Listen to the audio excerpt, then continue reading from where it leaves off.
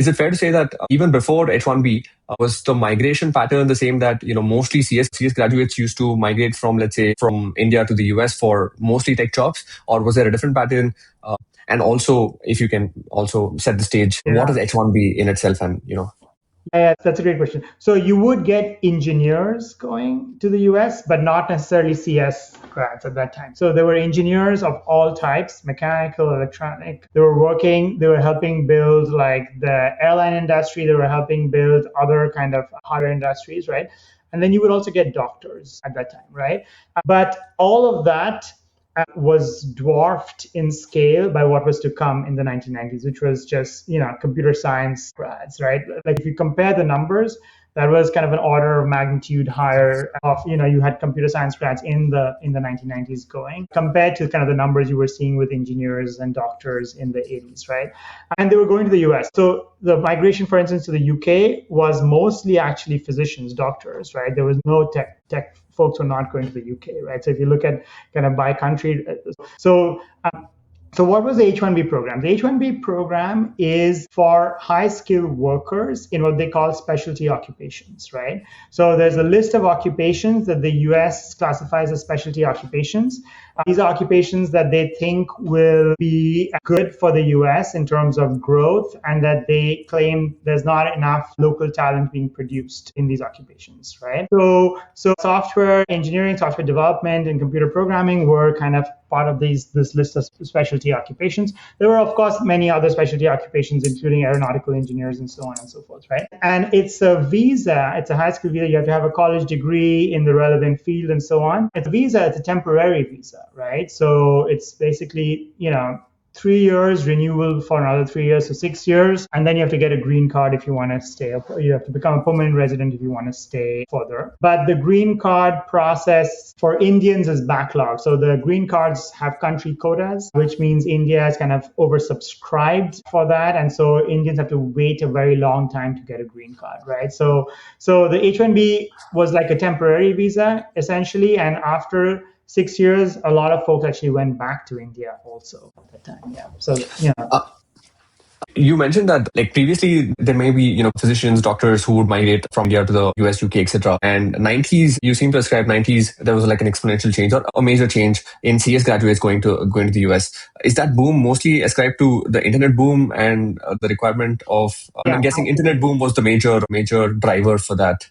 Absolutely. And the money became okay. So yeah, exactly. So what happens is, you decommission the net for commercial purposes, and then you have the Yahoos, eBays, Amazon that really takes off. And suddenly Silicon Valley is like, we need these computer science grads. We can't produce them locally, so at the scale that we need them, right? A lot of the American students were getting MBAs rather than engineering degrees, or getting law degrees and so on, right? Like a lot of their top talent.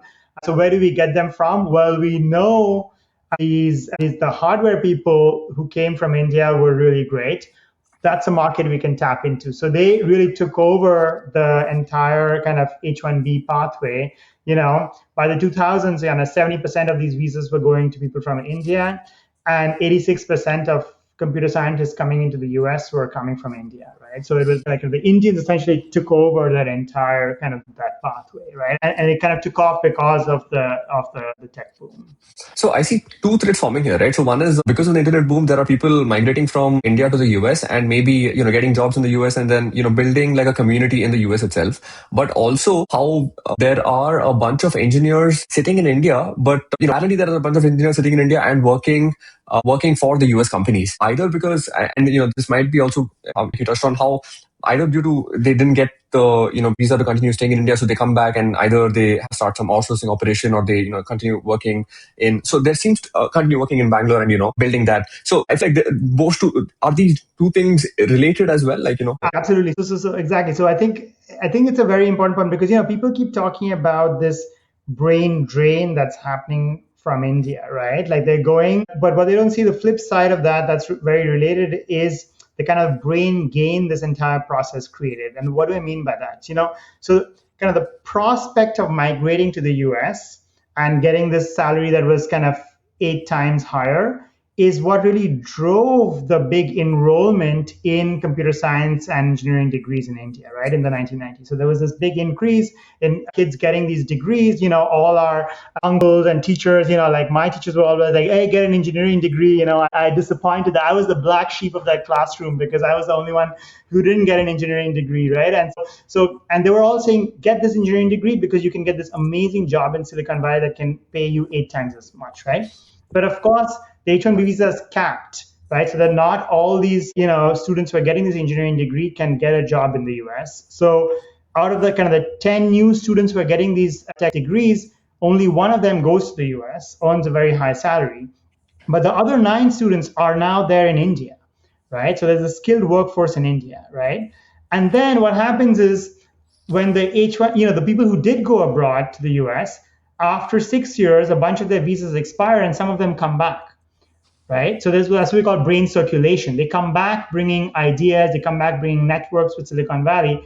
So in the long run, what happens is there is this tech workforce in India that includes the students who kind of got these skills with the prospect of migrating but didn't get the visa, and it includes the return migrants, right? So there's this tech workforce in India, and that's kind of the brain gain, because then the tech firms tap into this workforce in India, and then the Indian tech boom takes off, right? So in the 2000s, the Indian tech boom really kind of takes off. By 2005, India becomes the largest exporter of IT products. So this is something, the US had dominated the tech export scene, and then 2005, India overtakes them. And what's happening is the tech boom has spread from the US to India. The US has started sending the work to India, and that work essentially just gets exported back to the US, right? So it shows up as kind of driving production in India and export-led growth in India, right? So it's a spread of the tech boom because of